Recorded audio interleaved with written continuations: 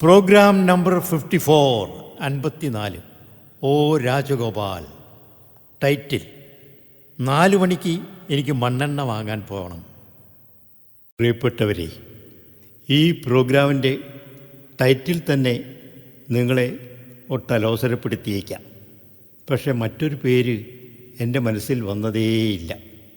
വായിച്ചവരുടെയെല്ലാം മനസ്സിൽ ആഞ്ഞുകുത്തുന്ന അനുഭവങ്ങൾ ഉണ്ടാക്കിയിരുന്ന അസാധാരണനായൊരു എഴുത്തുകാരനായിരുന്നു എനിക്കേറെ പ്രിയപ്പെട്ട എം സുകുമാരൻ. അദ്ദേഹത്തിൻ്റെ ശുദ്ധവായു എന്ന പ്രശസ്തമായ ചെറുകഥ തുടങ്ങുന്നത് തന്നെ അസാധാരണമായതാണ്.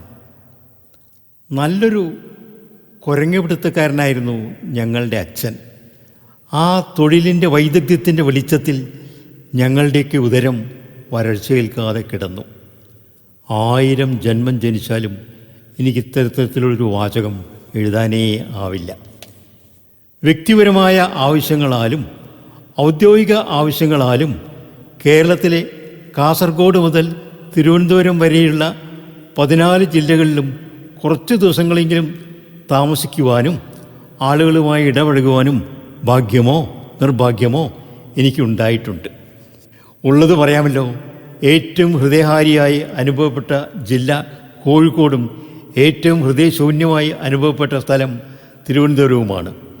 കോഴിക്കോട് ജില്ലയിൽ നിന്ന് മലപ്പുറം ജില്ലയിലേക്ക് നീട്ടിക്കിട്ടിയ സ്ഥലത്താണ് എൻ്റെ ഗ്രാമവും എൻ്റെ വീടും. വിദ്യാഭ്യാസവും എല്ലാം അവിടെ തന്നെ. തിരുവനന്തപുരത്ത് ഞാൻ ആകെ 2 മാസത്തിൽ താഴെ മാത്രമേ താമസിച്ചിട്ടുള്ളൂ. അത് നമ്മളുടെ തലസ്ഥാന നഗരവുമാണല്ലോ.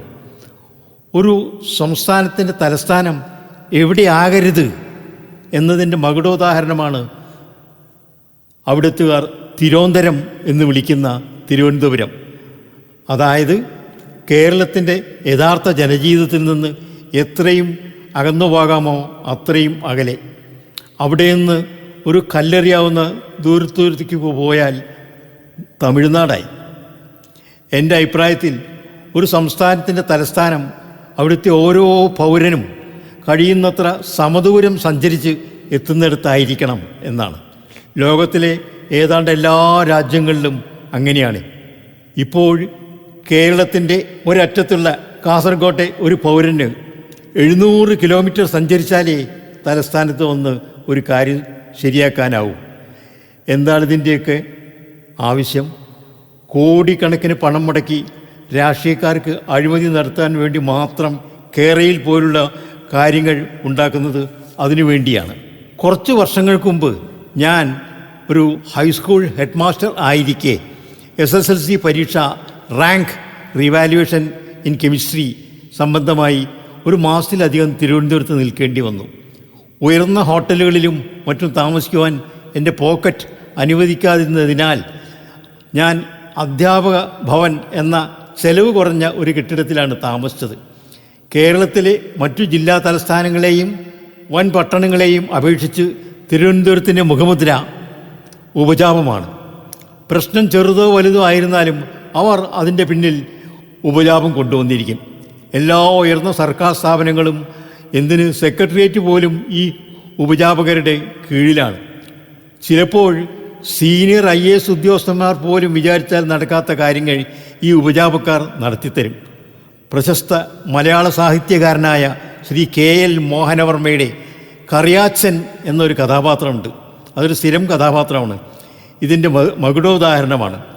ഭരണകൂടത്തിൻ്റെ നിത്യനിദാന കാര്യങ്ങളിൽ പോലും ഈ കറിയാച്ചൻ വർഗം യാതൊരു ഉളുപ്പും കൂടാതെ ഇടപെട്ട് കാര്യങ്ങൾ നേരെയാക്കി കൊടുത്ത് സാമ്പത്തിക നേട്ടങ്ങളും മറ്റും ഉണ്ടാക്കാറുണ്ടത്രേ, നേടാറുണ്ടത്രേ. ഈ ഉപജാപക ഗന്ധം തിരുവനന്തപുരത്തെ അന്തരീക്ഷവായുവിൽ പോലുമുണ്ട്. ചില കാര്യങ്ങൾ കേട്ടാൽ ഞെട്ടുകയോ ചിരി വരികയോ ചെയ്യും. പിന്നെ സംസ്ഥാനത്ത് സർക്കാർ ഓഫീസുകളുടെ കേന്ദ്രമായതുകൊണ്ട് സ്വന്തം ബെഡ്റൂമും അടുക്കളയും ഒഴികെ ബാക്കിയെല്ലാം വാടകയ്ക്ക് കൊടുത്തുകൊണ്ട് മേലനങ്ങാതെ ഭക്ഷിക്കുന്ന ഒരു വർഗം വേറെയുമുണ്ട്. അത്തരത്തിലുള്ളവരുടെ സംസ്കാരം ഒരു പ്രത്യേക തരത്തിലായിരിക്കുമെന്ന് ഞാൻ പറയേണ്ടതില്ലല്ലോ. ISRO, ശ്രീ ചിത്ര, CDS എന്നീ അത്യുന്നത സാങ്കേതിക സ്ഥാപനങ്ങളെ ചുറ്റിപ്പറ്റി ഉപജീവനം കഴിക്കുന്നവർ അതൊന്ന് വേറെ. കുറച്ച് വർഷം മുമ്പ് വരെ സിനിമാ സീരിയൽ നിർമ്മാണങ്ങളുടെ കേന്ദ്രവും അവിടെയായിരുന്നു. അതുണ്ടാക്കിയിരുന്ന ധാർമ്മിക മാലിന്യം അത് വേറെ.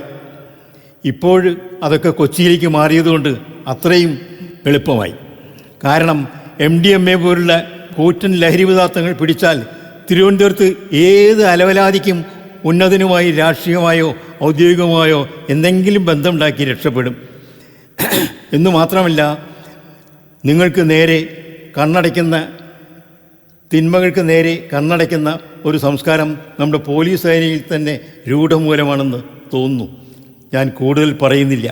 ഞാൻ തിരുവനന്തപുരത്തുണ്ടായിരുന്ന ഒരു ദിവസം സായാഹ്നത്തിൽ അവിടുത്തെ റെയിൽവേ സ്റ്റേഷനടുത്തുള്ള ഇന്ത്യ കോഫി ഹൗസിൽ വെച്ച് ചായയും വടയും കഴിക്കുകയായിരിക്കും.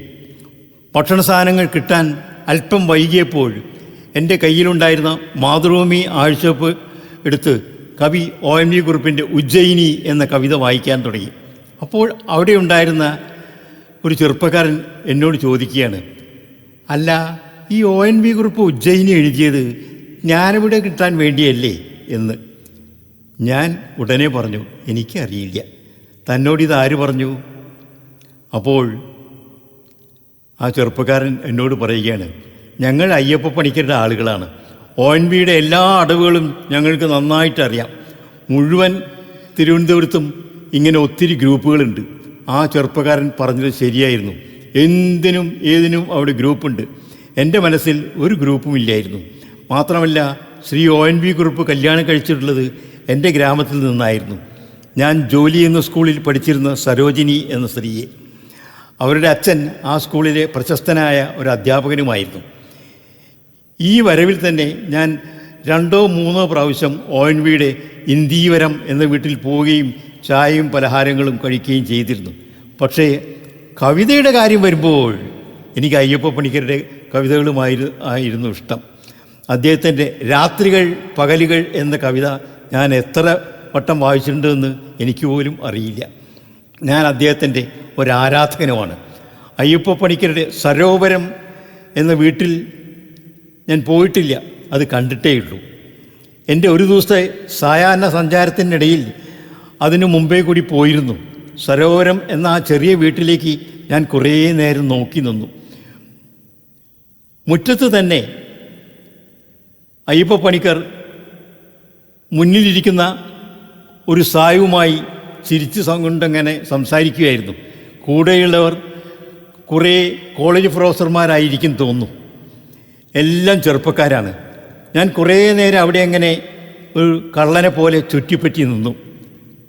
അപ്പോൾ സന്തോഷഭരിതനായ ഒരു ചെറുപ്പക്കാരൻ അവിടേക്ക് ഇറങ്ങി വന്നു. ഞാൻ അദ്ദേഹത്തിനടുത്തേക്ക് ചെന്ന് പ്രൊഫസർ പണിക്കരുടെ മുന്നിലിരിക്കുന്ന സായിബ് ആരാണ് എന്ന് അന്വേഷിച്ചു.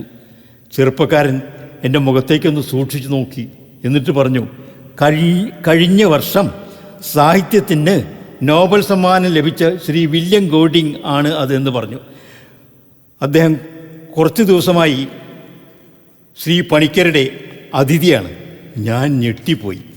തിരുവനന്തപുരത്ത് മാത്രമല്ല, എൻ്റെ തൊട്ട ഗ്രാമപ്രദേശമായ തിരൂരിൽ കൂടി ആൾക്കൂട്ടത്തിനിടയിൽ ഒരു പ്രത്യേകതയും അവകാശപ്പെടാതെ നിന്ന് പെരുമാറാറുള്ള അയ്യപ്പ പണിക്കർ ആർക്കൊക്കെ സമശീർഷനാണ്. എൻ്റെ പടച്ചോനെ, ഞാൻ പെട്ടെന്ന് മലപ്പുറം ജില്ലക്കാരനായി. അയ്യപ്പ പണിക്കരുടെ വീട് ആലപ്പുഴ ജില്ലയിലെ കാവാലം എന്ന സ്ഥലത്താണ്. തറവാട്ട് പേരും അതുതന്നെ. പ്രശസ്ത പണ്ഡിതനും വൈസ് ചാൻസലറും ചൈനയിലെ ഇന്ത്യൻ അംബാസഡറും രാജ്യസഭാ മെമ്പറുമൊക്കെ ആയിരുന്ന സർദാർ KM പണിക്കരുടെ മരുമകനാണ് ഇദ്ദേഹം. ഈ സർദാർ KM പണിക്കരുടെ മകളെ കല്യാണം കഴിച്ചത് സാക്ഷാൽ MN ഗോവിന്ദൻ നായർ എന്ന അസാധാരണ കമ്മ്യൂണിസ്റ്റ് നേതാവാണ്. അതിപ്രശസ്തരായ കവയിത്രികളായ സുഗതകുമാരിയും ഹൃദയകുമാരിയും സുജാതാദേവിയും MN ഗോവിന്ദൻ നായരുടെ മരുമക്കളും മഹാനായ ബോധേശ്വരൻ്റെ മക്കളുമാണ്. ആനന്ദലദ്വിക് തീനിയെന്ത് വേണം. ഞാൻ കണ്ടിടത്തോളം തിരുവനന്തപുരത്തെ ബുദ്ധിജീവികളുടെ ഒരു നല്ല വിഭാഗം അയ്യപ്പ പണിക്കരുടെ അനുയായികളാണ്. ONV സംഘം ഇവരെ കളിയാക്കി വിളിക്കാറ് അയ്യപ്പ സേവാ സംഘം എന്നാണ്. അങ്ങനെ നോക്കുന്നിടത്തെല്ലാം കുത്തിത്തിരിപ്പുകളും ഗ്രൂപ്പുകളുമാണ്. ഞാൻ ഈ ലേഖനം എഴുതിക്കൊണ്ടിരിക്കെ എൻ്റെ മുന്നിലിരിക്കുന്ന മലയാള ഇംഗ്ലീഷ് പത്രങ്ങളിൽ ഒരു അറയ്ക്കുന്ന വാർത്ത കണ്ടു. നമ്മുടെ സെക്രട്ടേറിയറ്റിലെ അണ്ടർ സെക്രട്ടറി അല്ലാത്ത ഒരാൾ അണ്ടർ സെക്രട്ടറിയുടെ വ്യാജ സീൽ ഉപയോഗിച്ച് രണ്ടാളുകളിൽ നിന്ന് 35 ലക്ഷം വീതം വാങ്ങി അവർക്ക് ജോലി വാങ്ങിക്കൊടുത്തിരുന്നു എത്രേ. ഇത്തരം കാര്യങ്ങളിലൊക്കെ അവിടെ സാധാരണ സംഭവങ്ങളാണ്. പിന്നെ PSC മറ്റും എന്തിനാണ്? ദാഹജലം പോലെ ഒരു ജോലിയും കാത്തിരിക്കുന്ന ചെറുപ്പക്കാരുടെ ഭാവി എന്താണ്? നമ്മുടെ ഒരു അയൽപ്പക്ക സംസ്ഥാനത്ത് നിന്ന് കേരളത്തിൽ ധാരാളമായി വന്ന് താമസിക്കുന്ന ഒരു വംശക്കാരെക്കുറിച്ച് കേൾക്കാറുള്ള ഒരു സ്ഥിരം തമാശയുണ്ട്. അതിങ്ങനെയാണ്: നീ എൻ്റെ വീട്ടിൽ വരുമ്പോൾ എനിക്കെന്താണ് കൊണ്ടുവരിക? ഞാൻ നിൻ്റെ വീട്ടിൽ വരുമ്പോൾ നീ എനിക്കെന്താണ് തരിക? 3 പ്രാവശ്യം കേരളത്തിലെ മുഖ്യമന്ത്രിയും എത്രയോ വർഷങ്ങളോളം കേരളത്തിൽ രാജ്യരക്ഷാ മന്ത്രിയുമായിരുന്ന, കൈകളിൽ അഴിമതിയുടെ കറ ഒട്ടും തന്നെ പുരളാത്ത ശ്രീ AK ആൻ്റണി മുമ്പെങ്ങോ ഒരു സർവീസ് സംഘടനാ യോഗത്തിൽ ഇങ്ങനെ പറഞ്ഞതായി ഓർക്കുന്നു: ഈ ഭരണം എന്നൊക്കെ പറയുന്നത് എത്രയായാലും ഒരു അഡ്ജസ്റ്റ്മെൻറ്റാണ്. അവിടെ സ്വാധീനമുള്ളവർ അവരുടെ കാര്യങ്ങൾ എങ്ങനെയായാലും നേടിയെടുക്കും. ഇത്ര തന്നെ ആയിക്കോട്ടെ. പക്ഷേ അത് യാദൃച്ഛികമായി തലസ്ഥാന നഗരമായി പോയ ഒരു ജില്ലക്കാർക്ക് മാത്രം മതിയോ? കാസർഗോഡ് മുതൽ കേരളത്തിൻ്റെ വടക്കേ അറ്റത്തുള്ളവരുടെ ഈ സംസ്ഥാനം കൂടിയല്ലേ കേരളം. ഒഴിവുള്ളപ്പോൾ നിങ്ങൾ ആരെങ്കിലും കാസർഗോഡ് ചെന്ന് നോക്കണം. വർഷങ്ങൾക്ക് മുമ്പ് സ്വർണത്തിൻ്റെ കള്ളക്കടത്ത് ഒരു ഉപജീവനമായി സ്വീകരിക്കുന്നതിൻ്റെ ഫലമായി താൽക്കാലിക സമ്പന്നതയിലെ ചില മിന്നലാട്ടങ്ങൾ കുറേശ്ശെ കാണാം, അത്രമാത്രം. സാധാരണ ഗ്രാമീണരുടെ കാര്യങ്ങൾ അചിന്തനീയമായ വിധം ദരിദ്രമാണ്. 100 കണക്കിൽ ഏക്കർ ഭൂമി അങ്ങനെ ഒന്നും ചെയ്യാതെ പറന്നു കിടക്കുന്നത് കാണാം, അത്ര തന്നെ. അങ്ങനെ ഇരിക്കവെയാണ് അതുണ്ടായത്. സാധാരണ പോലെ ഞാൻ വൈകുന്നേരം ഇന്ത്യ കോഫി ഹൗസിൽ വെച്ച് ചായയും മസാല ദോശയും കഴിക്കുമ്പോഴാണ് കുറേ ദിവസങ്ങൾക്ക് മുമ്പ് ONV കുറുപ്പിനെയും അദ്ദേഹത്തിൻ്റെ ഉജ്ജയിനി എന്ന കവിതയെയും പറ്റി എന്നോട് സംസാരിച്ച ആ പഴയ ചെറുപ്പക്കാരൻ കൂടെ 5-6 പേർ കൂടി എൻ്റെ സമീപത്ത് വന്നിരുന്നത്. യുവാവ് എന്നോട് പരിചയം പുതുക്കുകയും കൂടെയുള്ളവരെ എനിക്ക് പരിചയപ്പെടുത്തുകയും ചെയ്തു.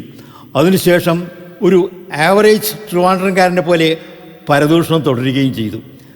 അവരും എന്നെപ്പോലെ പലതും തിന്നാനും കുടിക്കാനും ഓർഡർ ചെയ്തു.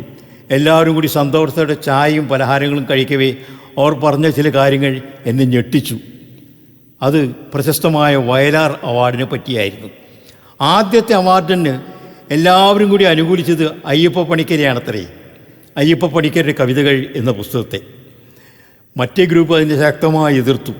അങ്ങനെ ഒരു കോംപ്രമൈസ് എന്ന നിലയിൽ ശ്രീമതി ലളിതാംബിക അന്തർജനത്തിൻ്റെ അഗ്നിസാക്ഷി എന്ന പുസ്തകത്തിന് നൽകി. രണ്ടാമത്തേത് PK ബാലകൃഷ്ണൻ്റെ ഇനി ഞാൻ ഉറങ്ങട്ടെ എന്ന പുസ്തകത്തിനായിരുന്നു. മൂന്നാമത്തത് സുഗതകുമാരിയുടെ അമ്പലമണികൾ. നാലാമത്തത് മലയാറ്റൂർ രാമകൃഷ്ണൻ്റെ യന്ത്രം. അവിടെയും എവിടെയും അയ്യപ്പ പണിക്കരില്ലേയില്ല. അത് കഴിഞ്ഞ് ONV കുറുപ്പിൻ്റെ ഉപ്പ് എന്ന കാവ്യത്തിന് അത്രയുമായപ്പോൾ അയ്യപ്പ പണിക്കർ തീരെ തഴയപ്പെട്ട മാതിരിയായത്രേ. 23ാമത്തെ കൊല്ലം അയ്യപ്പ പണിക്കർക്ക് അവാർഡ് പ്രഖ്യാപിച്ച ഉടനെ തന്നെ അദ്ദേഹം പറഞ്ഞു, എനിക്ക് ആ അവാർഡ് വേണ്ട, ഞാനത് വാങ്ങുന്നില്ല. ആ അവാർഡ് കമ്മിറ്റിക്കാർ ആകെ അങ്കലാപ്പിലായി. സെപ്റ്റംബർ 28-ാം തീയതിയാണ് അവാർഡ് ദാനം. 27-ാം തീയതി കമ്മിറ്റിക്കാർ പണിക്കരുടെ വീട്ടിൽ വന്നു. നാളെ 4 മണിക്ക് അവിടെ ഒന്ന് വന്ന് ഇരുന്നുകൂടെ, അവാർഡ് വാങ്ങണ്ട, അവിടെ ഒന്ന് വന്ന് ഇരുന്നുകൂടെ എന്ന് കേണപേക്ഷിച്ചു.